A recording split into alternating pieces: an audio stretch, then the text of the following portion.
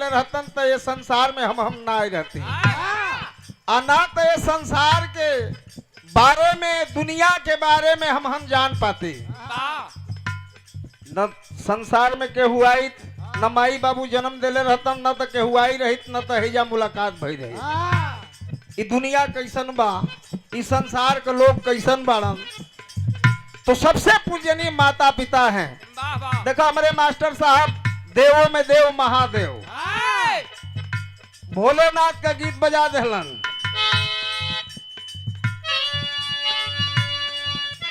गीत वह बजौलन जौना समय गौरा जी अपने भोलेनाथ से खिसियाई गईले, फूल गईले। देखई भोजपुरी भाषा खिसियाइल, फूलल, रीसल, ई कुल भोजपुरी भाषा है।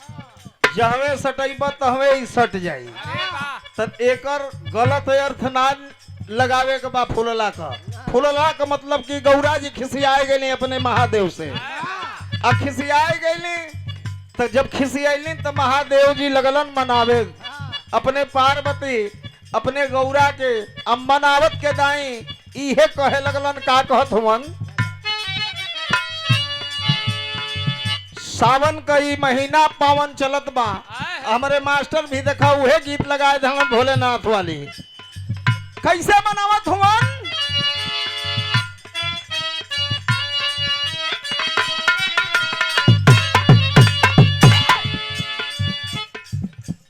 अरे गाजा न पियब हम कान पकड़ के कहत बाड़न की ए गौरा मान जा। अरे गाजा न पियब हम तो भंगियो ना छुअब।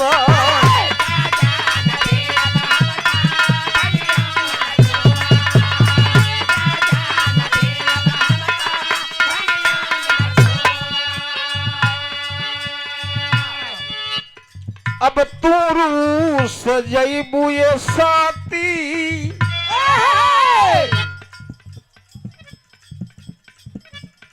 ये देखें उजियार की पावन धरती से श्री उमेश यादव चाचा जी 100 रुपये का पुरस्कार प्रदान किया गया है आपकी ओर से।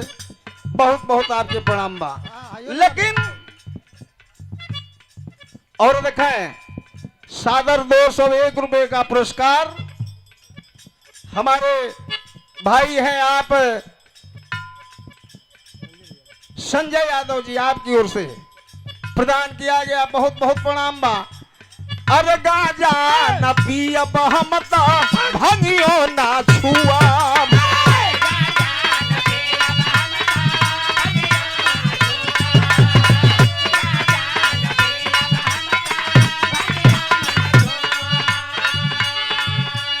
अरे तू रूस जइबू ये साथी, हम कैसे जियाब।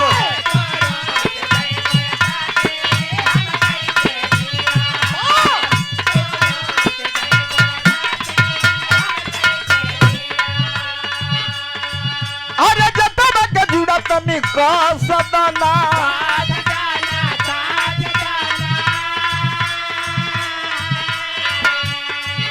है जतन के जुड़ा तनी का सदना।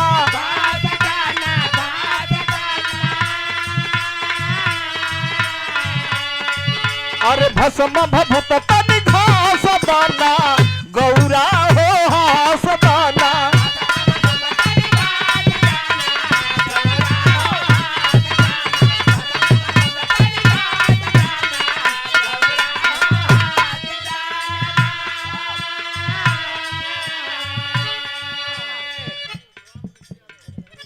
और देखें सादर 301 रुपये का पुरस्कार प्रदान किया गया है नारायणपुर की पावन धरती से बाबूजी श्री राम रुचि यादव जी।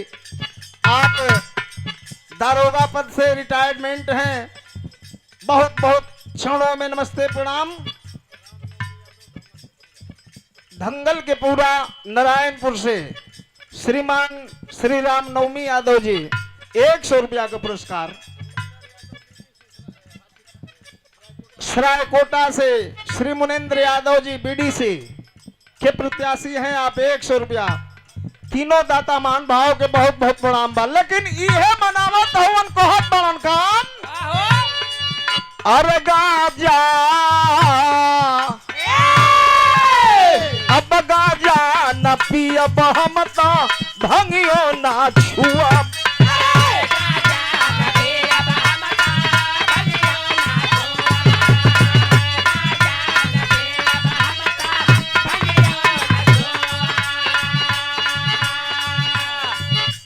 अरे तू रूस जइबू ये साथी हम कैसे जियाब।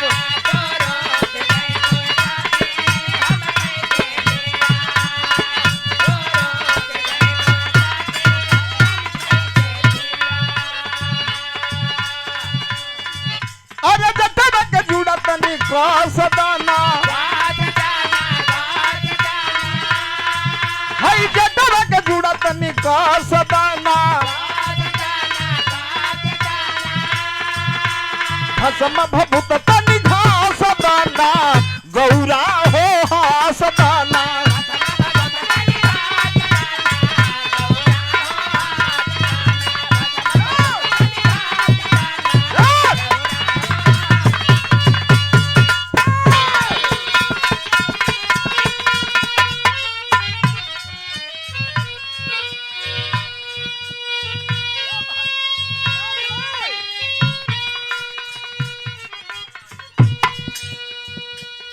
और देखें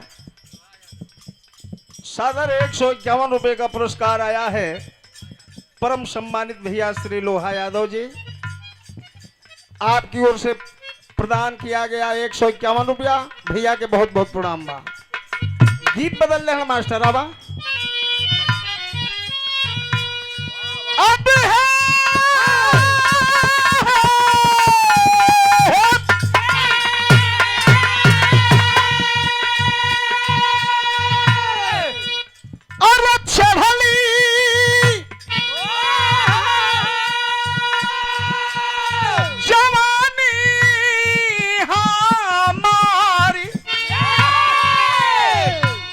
दिखाई भोजपुरी गीत हो और हमारे पिताजी का रचना है। तनी एक आनंद आप लोग ला पूर्वी के रूप में कोनो औरत जवन भी आए अपने मर्द के बारे में बतावत बे।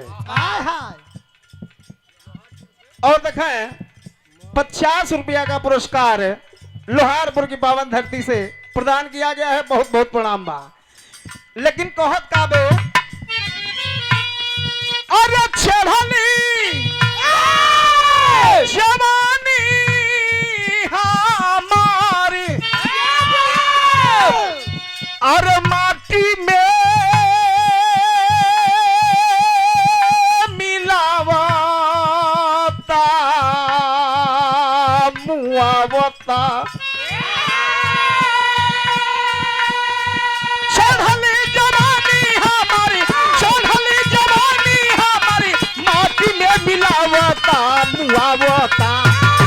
सजिया सोवे ना कलमुआ तरसावता।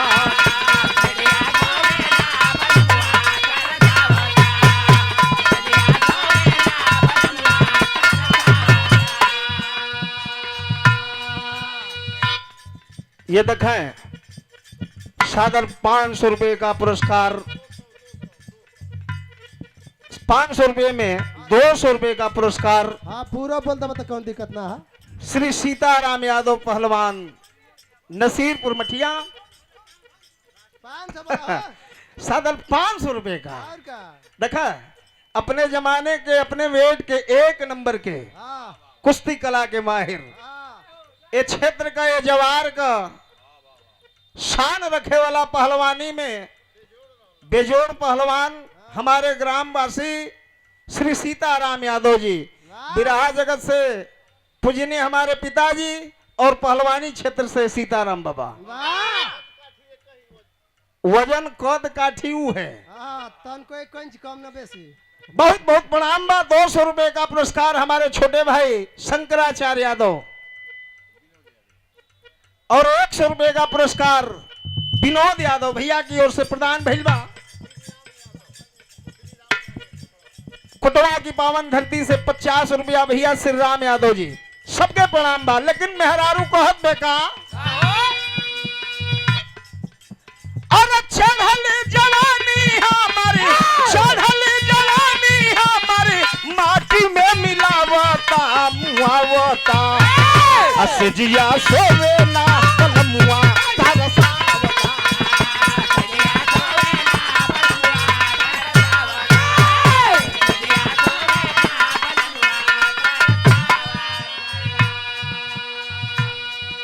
अरे चिट्ठी हम भेजीला, चिट्ठी हम भेजीला जवाब ना पठावता।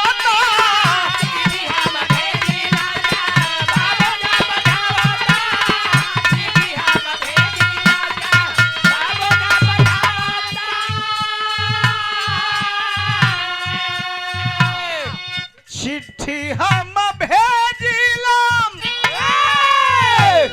तई जवाब ना पठावता।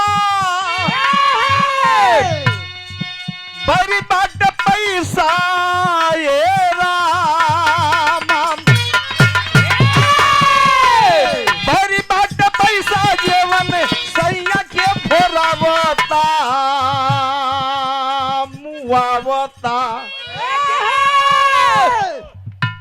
अरे बड़ी बात पैसा जेवन सैया के भोरावता मुआवता कसजिया सोवे ना कलमुआ तरसावता।